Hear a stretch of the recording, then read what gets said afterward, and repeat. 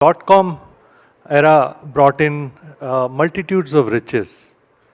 And the next big revolution, or some call it evolution, but I think it's going to happen so fast that will be called a revolution, is going to be what we call as the age of intelligence. Can we put up the first slide? It's important to actually, soak it in a bit. So I'll try to take you through a bit of it. And it's important to understand. 1975 was the year when we had connected close to 1 billion places with roads, with rail, with water, with air. And industrial revolution was basically, selling the excess production of one place to another, right? So the cheapest cost of production was very important. And in that era, literally before that, in the agriculture economy, if you were strong, you were valued.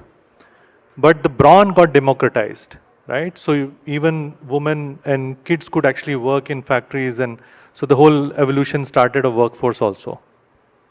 By 2009, we had connected up to 1 billion people with internet, with email, with early part of the social network.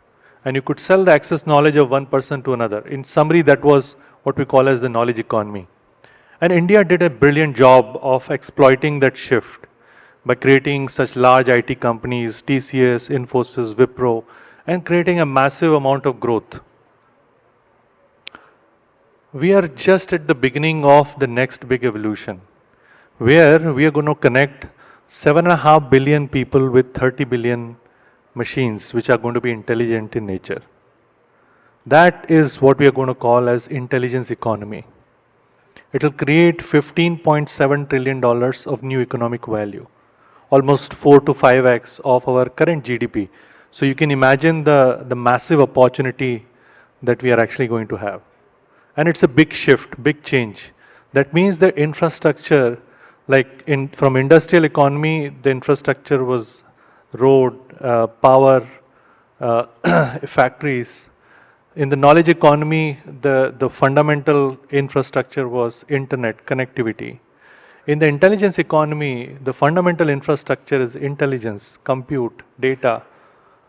And that is actually, whichever country takes a lead in that, it's going to get rewarded. Can you show the next slide? And it's very important for us to understand this, because as we are dreaming of Viksit Bharat, if we do not get a handle on this new evolution of economy, the intelligence economy, there are challenges that lies ahead. The cost of missing out is going to be huge. We may not end up at 30 trillion. We may be short by a massive number, 15 to 14 trillion or so. In fact, that's the amount, 8 to 15 trillion, we will probably give away outside India. I mean, if we don't own our infrastructure. So it's a massive cost that we would have to bear.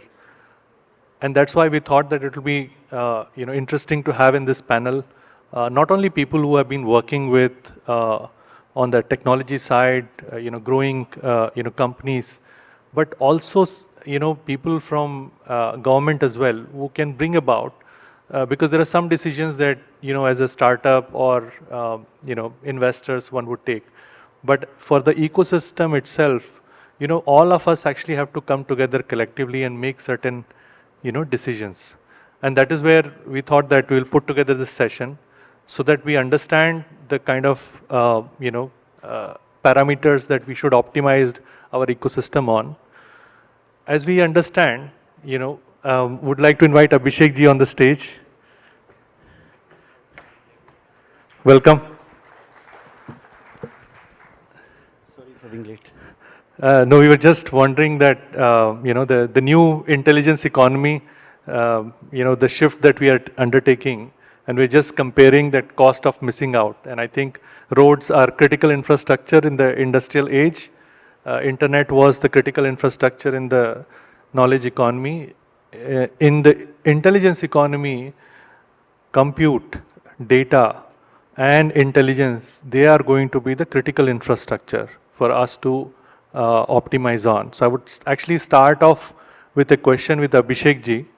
He is leading the the India AI mission. He's the CEO and he's also additional secretary at MeitY. We were just discussing that why it's important for us to, not miss this big wave or big evolution.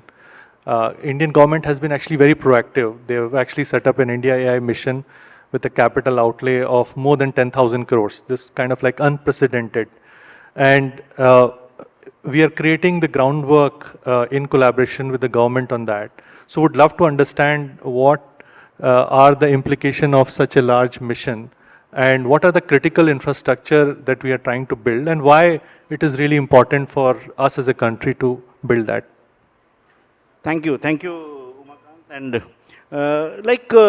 the key question, the chart that you have on the screen in front of us, it shows the rate of growth of economy. And when we look at economic growth, and if you have to reach the target of being a developed economy, a Viksit Bharat by 2047, it would require massive increase in our productivity levels, in our per capita income, and that would mean everyone, like especially the middle 700 million people in India, to become more efficient. How do we ensure that our farmers become more efficient, our small businessmen become more efficient, and that can be triggered, that can be kind of catalyzed by use of AI and its applications. We all have seen how AI, using AI tools, makes us more productive, makes us more efficient, makes us being able to use data, makes us being able to use the right solutions for doing whatever we do. So imagine if a farmer is able to use AI tools to decide how much water he should use for irrigation, or a small businessman is able to economize on his input costs and improve his income. That will lead to massive gains in the economy. So this is the value AI can add to the economy. And to trigger this, to make it happen, what we need to do is to invest in the AI infrastructure. We do believe that we have a very strong talent base for the human capital that we have. Our engineers have been building AI applications and software for most of the countries. So we have human capital. What we need to do is to provide support in the form of compute and funding support for building Indian foundation models, Indian applications. So that's what India AI mission seeks to do across 7 pillars, providing support for compute, providing support for building Indian foundation models, building up a datasets platform, building applications, providing funding support for skilling, for startup financing, and building tools for safe and trusted AI. So that's the role AI mission seeks to do in order to ensure that we are able to achieve the goals of a developed economy in the next 25 years. So just to asking you a follow-up question, because India actually created a very unique model where we are creating a common compute platform, right? Which is very probably unique in the world, the way India AI mission is going about, making it accessible to academia, to everyone in the industry. So would love to ask you about, like, maybe you can elaborate a bit, because a lot of people may not know this, how it is structured, and what are the success parameters for such a unique initiative. See, when we thought of addressing the challenge of compute, because everywhere we went, we were told that whether it was researchers, academicians, startups, every entity said that they needed compute. So compute can be set up in 2 parts. It can be set up by the government. When we buy infrastructure, we build a data center, we set it up, and then we offer it to users. But that would have taken a very, very long time. So instead of that, we thought that instead of doing it ourselves, let's incentivize the private sector. Let's channelize the energy and the capital that's existing in the private sector to set up this infrastructure quickly, because they could leverage the data centers already existing instead of building new ones, getting the GPUs from the companies where it's available, and then making it available. And we decided to subsidize the end users. So in the first phase, we have been able to get around 14,000 GPUs from 10 service providers. That is ensuring that the problem of GPUs is solved. As we go forward, if the need arises, then we can also set up a dedicated compute infrastructure with GPUs procured by the government for meeting strategic needs and other needs. But the first phase has been to provide compute to all those who need it. This is such a wonderful initiative. If you haven't read about it or not explored it, I would actually strongly encourage you to do that. I think GPU rate at $1 per hour to train these models and eventually inference them is probably unique in the world, probably cheapest in the world as well. So I would encourage all of you to take advantage of that. Quick question to Utkarsh. I know you have been building India scale technology at Flipkart as a chief architect. What is your technologist perspective on, how do we grow a unique technology ecosystem in India? I know US actually has a model, whole bunch of companies, large tech giants leveraging their data, and they're creating the new age companies as well. Recently with DeepSeek, China also demonstrated that they actually have a playbook. What could be India's unique perspective on creating a unique playbook? Because if we create a unique playbook, then such initiatives as the foundational compute being available could actually gather momentum, and a lot of investments could come from private sector, like we have seen in France, right? So they created a unique ecosystem, and they were able to get $109 billion to flow in from the private companies into AI infrastructure arena. So would love to understand from you what could be unique in India, what could be unique playbook. Yeah, I think I'll approach it a bit differently compared to how I approached it in Flipkart. It was more of a capitalist corporate mindset. When we think about Bharat, I think there are a few unique characterization of our country. The kind of diverse use cases and heterogeneity that we see in the country is unparalleled. Go to any part of the world, you'll never get that kind of use cases. And what those use cases lead to is infinite amount of data which gives you breadth as well as depth in terms of insights that you can generate out of it. And obviously we have population, so anything that we take up has to be for the masses. So my honest perspective would be that I think in this room, almost everyone understands AI, has started to feel the impact of AI in their day-to-day lives. But when we go out in the streets, I don't think everyone understands AI, right? They are just oblivious to what's happening and how we fear, or probably we are skeptical as well as optimistic about how AI will take on the world in 5 to 10 years down the line. I don't think they even have a clue. The way I would think about the tech ecosystem in India has to be with a lot more humane angle to it, that AI has to be for the masses, right? So leverage all the data, a lot of use cases that we have, and try to build an ecosystem that interconnects all of these moving parts, right? We have data somewhere. Can someone contribute just data into this network fabric? Someone will come in and say that I'm sure almost everyone here understands AI agents. So I may come and say I contribute my data set. I may have an expert data set in my own domain. I may come in and say, okay, on top of this data set, I bring in my domain expertise. Can I contribute with my own AI agent? Some kind of an information highway gets created. We are all getting sensitized about data in general. So what data can be accessed by who has to be extremely well monitored, observed, curated. So if you can create that kind of a framework, that trustworthiness comes into the network fabric. And at the end of it, all of these AI agents are not just for Flipkarts of the world or InMobies and Swiggies of the world, not just enabling you to buy soap in 5 minutes or 2 minutes. It actually impacts a farmer on the ground, impacts a villager out of his own premise, and answer some livelihood questions around them. Right, a farmer probably in the in the vicinity of his farm, looking at the geographical state and the weather conditions, would want to say that what can I. Mr. Nitin Gadkari was just talking about how he's trying to get knowledge from Valencia into the farming community in India. Why can't any farmer get access to that knowledge? Knowledge today is not bottled, right? With ChatGPT, we all of us can just type any query and say, what do farmers in Valencia do differently from farmers in India? Why can't a farmer in India do that, right? And in a very humane way, in their own dialect, in their own conversation style, voice first interface and so on. So if we can create this layered fabric from data to AI agents, and also interconnect with a lot of APIs from the startup ecosystem, all the knowledge sets are made accessible, and you can just do a voice prompting on top of it, and almost everyone touches and feels AI. So for me, that is the true tech ecosystem play that I would want to bring in for Bharat, which is inclusive, which is relevant, meaningful to the person who is consuming it, and obviously it has to be trustworthy.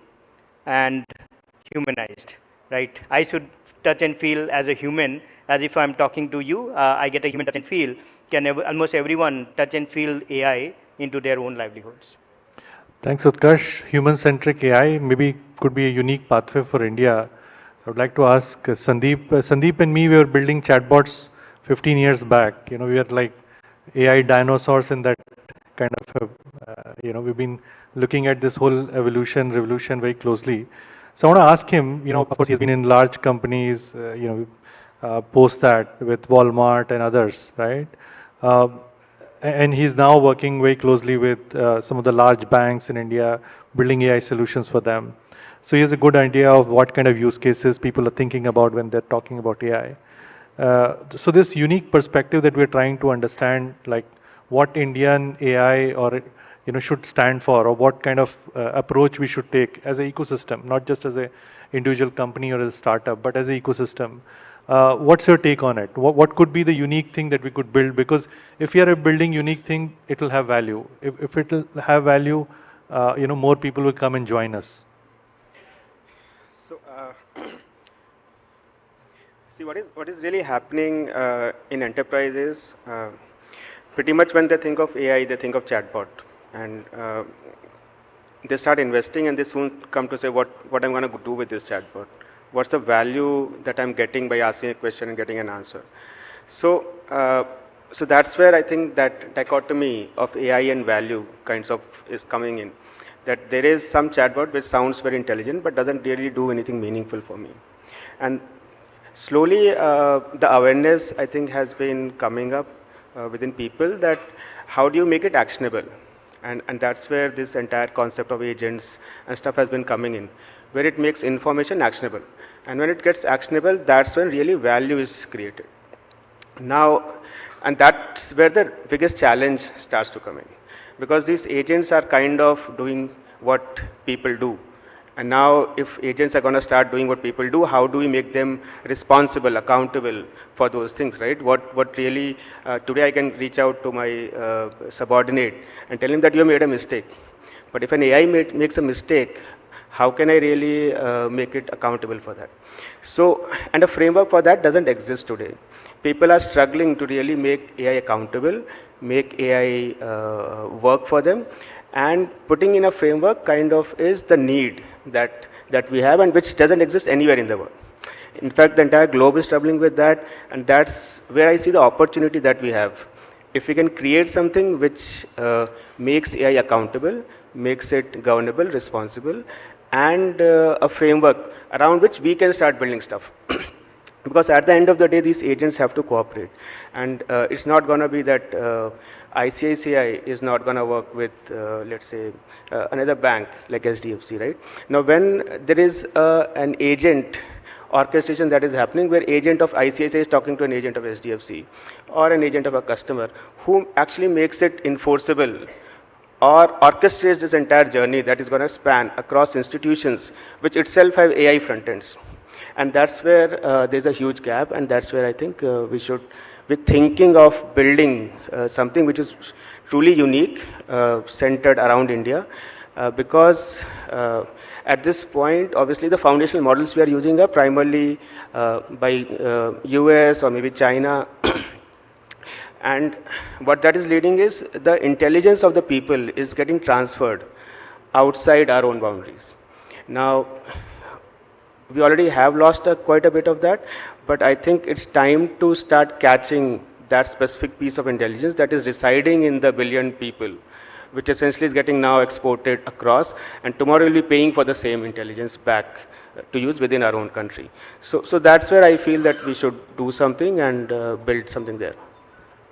So it's a great point. I think how do we capture the intelligence that, we have the largest number of human brains in the world right now, right? So how do we, leverage that fact? And just like the way UPI was very interesting, right? Like all of us are using UPI, even my mom is using UPI to make payments. And it was a game changer because UPI allowed more and more people to use the digital way of payments. At the same time, it created a very unique financial ecosystem around, which is, certainly not only being valued in India, but now it is getting, exported to other countries as well.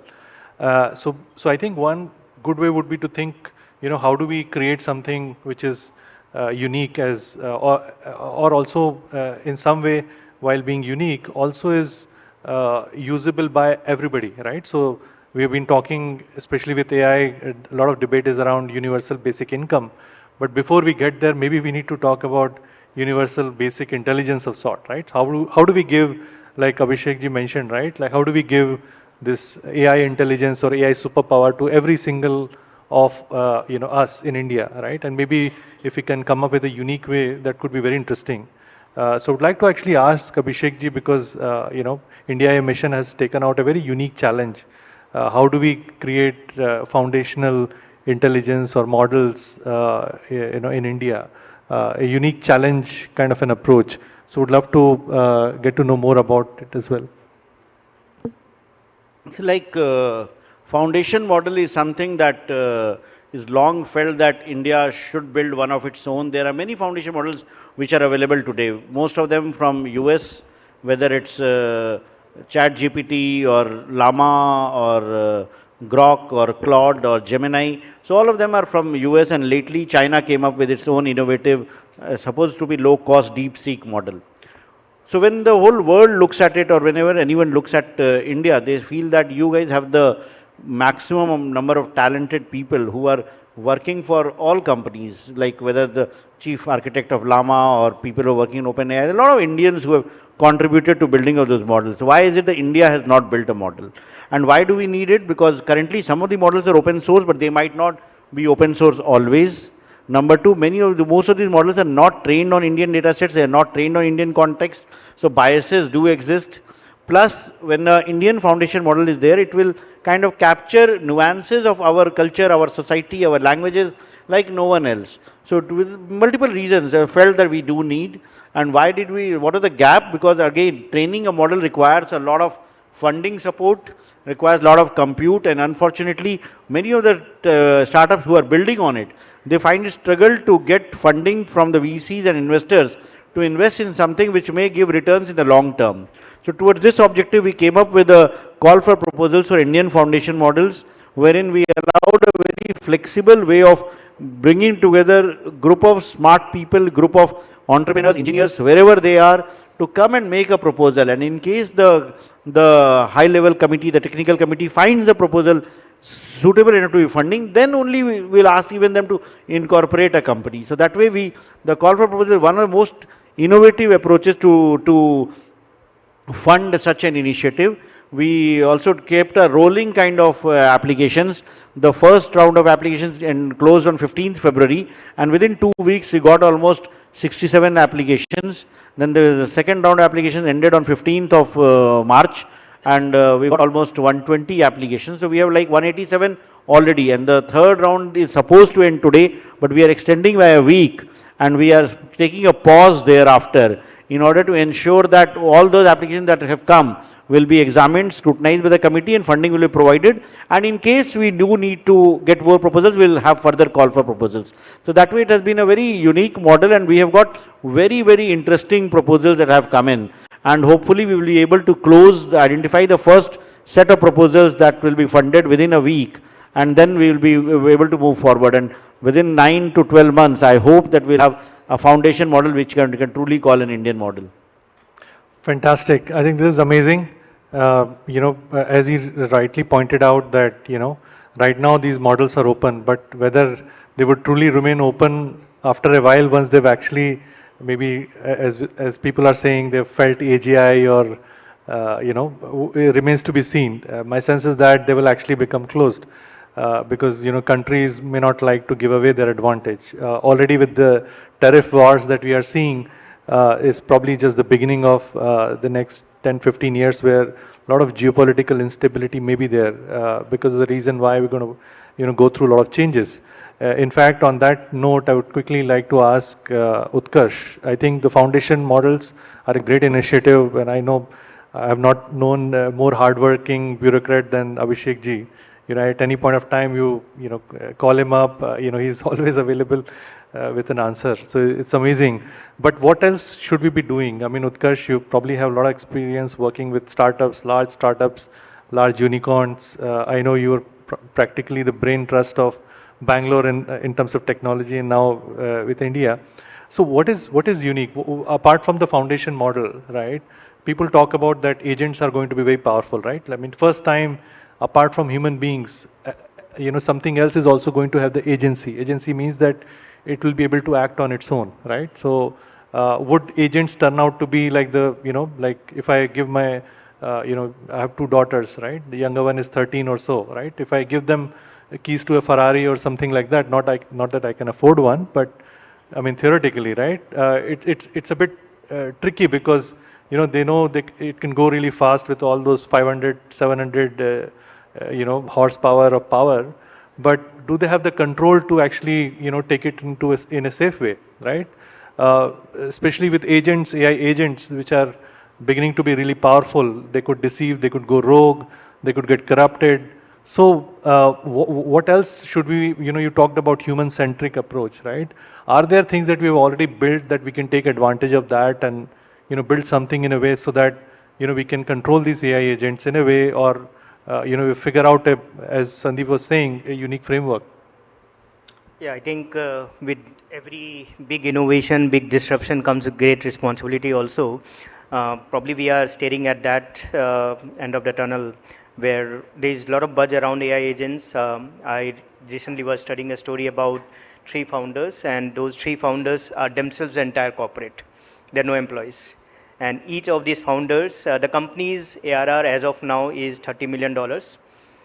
Each founder contributes 10 million ARR with no other employees. And how are they doing it? Each of those founders own 10 custom agents that they have developed for different life cycle of the product that they are selling, which means there is a lot of power with you, and I'm very sure that the company cannot be just 3 founders. It's just that founders have that mentality now to also dabble deeper. They are not just the visionaries. They also make the first pilot, they launch it, they know how it operates, and then when it comes to scale up, then you'll build the right organization around it. So yes, it's a very, very powerful, compelling story for all of us. But with the proliferation of so many agents around us, and maybe these are very capitalist and purpose-driven agents right now, but when it comes to be a lot more meaningful agents that start adding value to our own lifestyles, at that point I think we'll be posed with a lot more serious questions around are they safe, are they governed, will they turn rogue, will they leak data from my private perimeter to in a public space. So I think a lot of disruption has to happen. It cannot be just policies. It has to be systemized policies. You cannot create a rule book and say everyone just follow that rule book. Rule books are on paper value only. So I'm sure we'll have to work on certain governance constructs where all of these agents have some kind of a formal, semi-formal contract, and these contracts need to be adhered to. If you are not adhering to a contract, then those agents should be decommissioned from whatever network perimeter that they are operating on. And these governances could be around what data do you have access to depending on your purpose, who can you communicate with, what can you tap into, and so on, right? So I think a lot of foundational and fundamental frameworks need to evolve in that space, and not all of it can be simple rule engine. It's a very, very unorganized, semi-structured to non-structured data that's flowing around. So a lot of intelligence around detecting almost in an autonomous way that this looks right, this looks anomalous.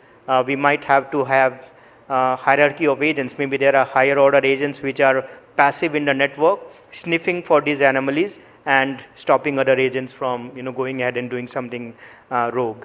So I envision that kind of an ecosystem or an AI economy, AI agentic economy that comes into the play, where each of these agents are partnering, complementing, supervising, governing each other, so that at the end of it, it's not about central governance, it's very federated, but the economy itself settles in such a rhythm that rogueness becomes a 0.001% probability.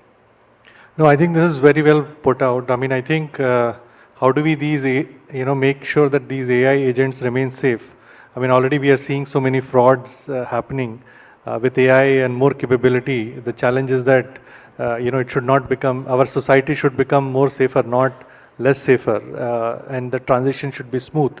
Sandeep, quickly I wanted to ask you, like, I know maybe it is too technical for a lot of people, but you have new frameworks that are coming in, Model Context Protocol, A2A, which is Google has come out with.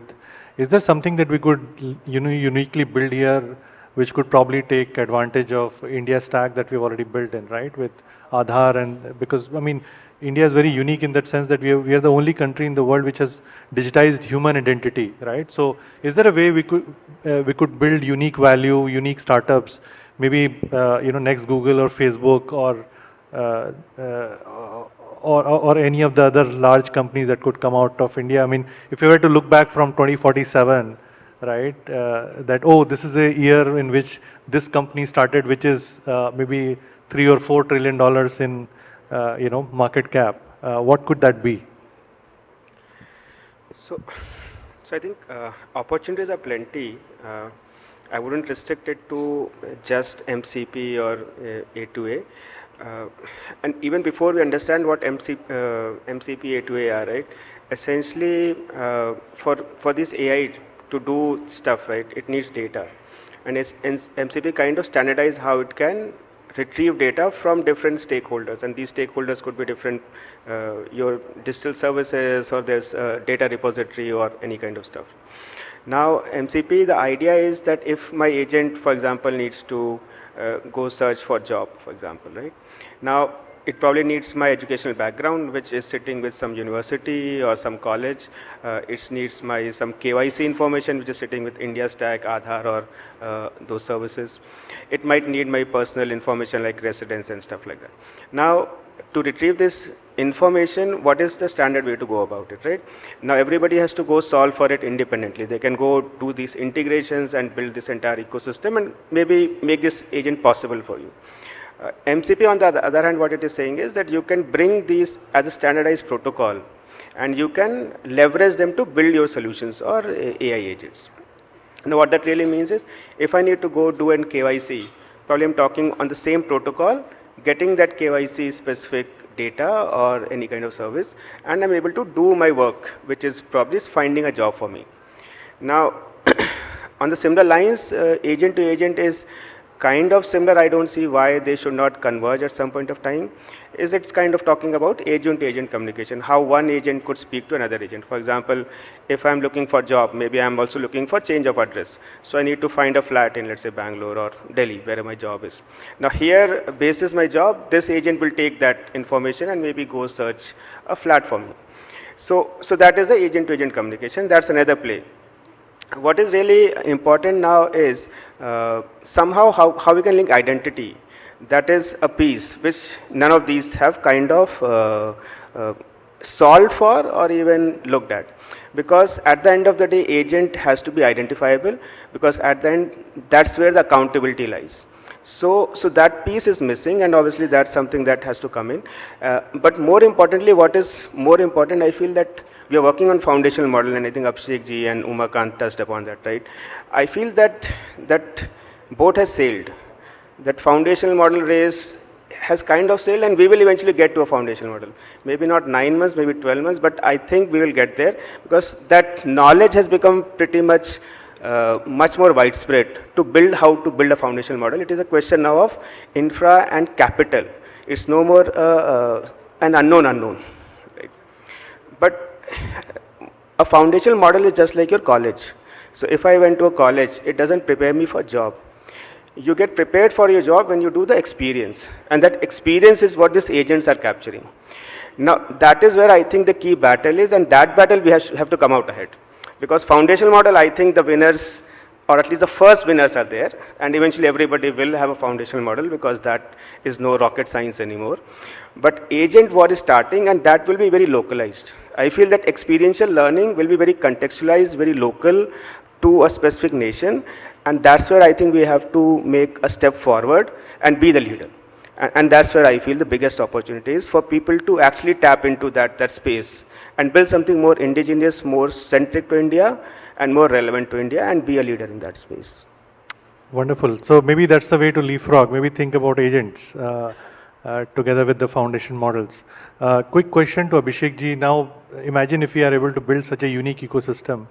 It would also mean that it will bring in a lot of investments.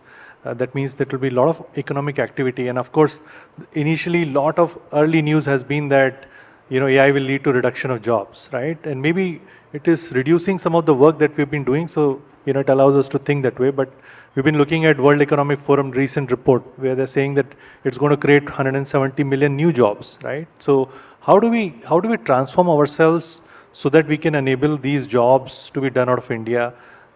Given that, when the industrial economy happened, we got like 200 years to industrialize every single vertical, right?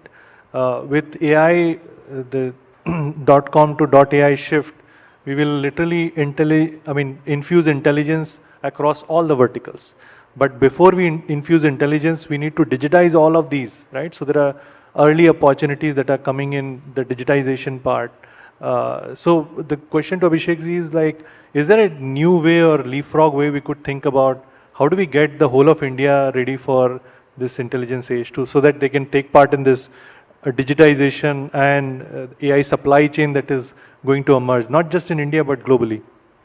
See, it's true that there will be a realignment of jobs, and there will be some jobs that will, especially the routine jobs which can be done better with AI, they will be done by AI. But I would not agree to say that AI will take away jobs. In fact, people with AI skills will take away the jobs without people with AI, they take away jobs of people who don't have AI skills. So the key question that remains for a country like India, with a strong presence when it comes to engineering and IT jobs and AI jobs, is that our policy for skilling, reskilling, upskilling needs to be given a big push.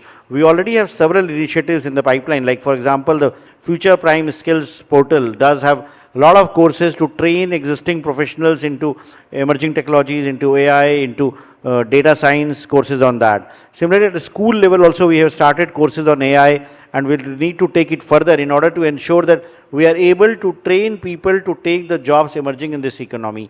So we strongly feel that just like we have aligned ourselves with the changing times as technology has grown, we should be able to do this, but it will require a greater focus from all our academic institutions, right from the school level to the higher education levels, in order to ensure that we retain our advantage when it comes to skilling in the field of AI. Wonderful. So quickly want to also ask, as you mentioned, right, universities and traditional schools should, definitely push this forward. A quick question to Utkarsh and Sandeep. Is there something that we could do to leapfrog, right? We always have been the country of leapfrogs, right? Like we've leapfrogged from, no landline to wireless, right? We have leapfrogged from cash directly to digital payments, right? Is there something that we could do to enable learning to learn at scale? Because that's a critical skill. So quickly, I know we are running out of time, but I quickly wanted to ask you.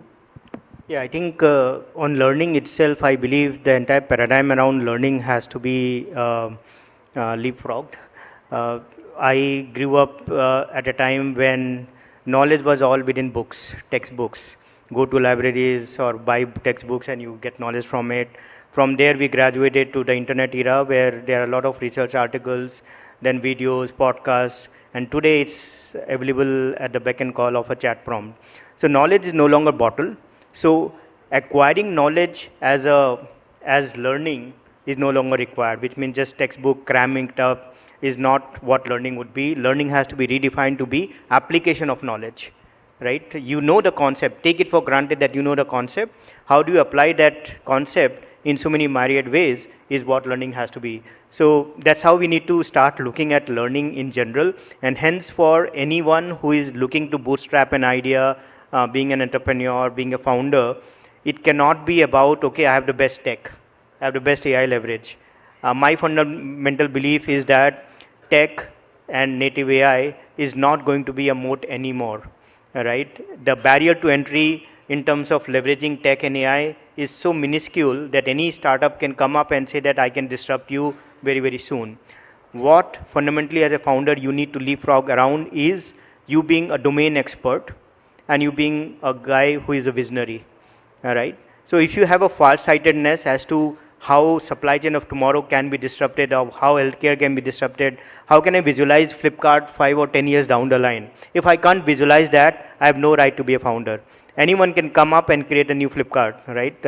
Already market share we know is getting clawed into, right? So my urge to all of us is to be leapfrog our mindset, reimagine the future, and start preparing for it by being domain experts. Tech, AI, everything are tools around it. Make a very relevant, meaningful use of it. Don't get scared of it. That's the only way to, go beyond the continuum.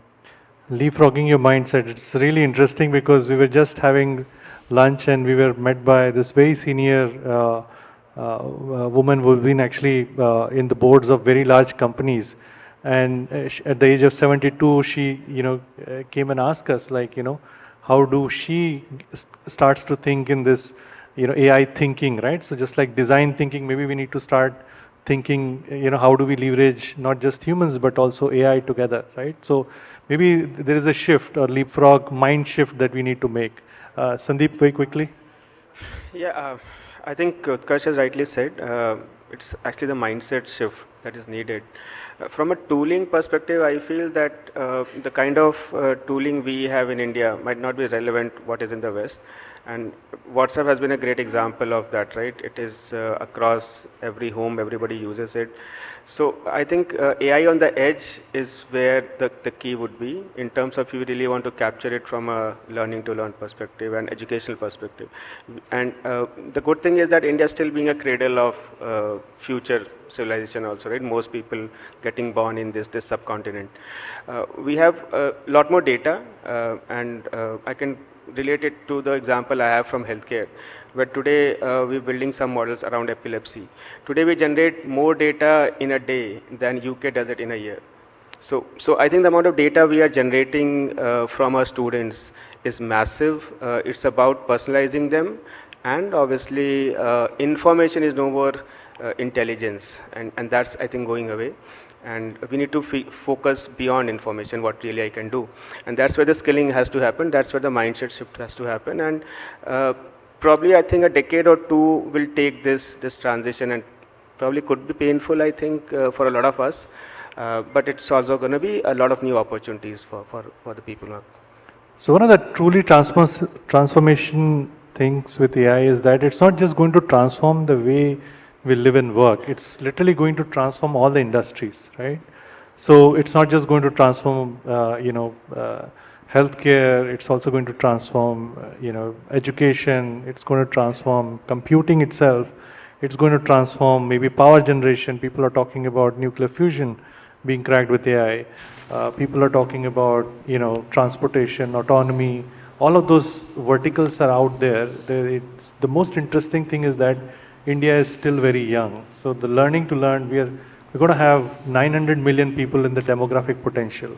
That means we can contribute. And as Sandeep was saying, right, we still are. The Kumbh has proved that we still are the cradle of humanity, right? 23 million babies were born last year. I mean, next 5 nations all put together don't reach up to that. So India is going to probably provide that path forward. So if you were to think from all the possibilities, here's a quick question. This is the last question from the panel. What is one capability you would suggest all of us to pick up as personally in next, aim to like 5 to 10 years? What is something that we could transform about ourselves from that perspective? See, getting to know how to use these AI tools is going to be very, very rewarding. Because today, just to carry back on the earlier question also, education, the way I see, and the learning that the way I see in the next 5 to 10 years will be, there is a lot of disruption there. The learning will become democratized. You would probably not need to go to a formal school or a college to access learning. There will be tools that will be available in your mother tongue that you can access that. And number two, the learning will also become a lot interdisciplinary. The way we have been seen of education as science, liberal arts, commerce, engineering, medicine, it will get disrupted. There will be a lot of interdisciplinary learning that will happen. So for us, for anyone else to survive in this emerging world, one would need to understand how these tools work, how we can take advantage of that, how we can take it to access information and learning. And that will be key for everyone's, I would say, survival and ensuring that you are able to make the most of the technology that is coming. Yeah, I think just building on that thought, because that's something that I'm also very passionately thinking about. The way we learn has to evolve a lot. With the advent of AI in this form and shape, we need to up-level our game, right? And how do we continuously up-level our mindset, the way we think, the way we apply knowledge that is so commodity around us? If we can invest in that kind of a learning ecosystem play, which is autonomous, is something that I would want to invest in. Sandeep, quickly. I know we are running out of time.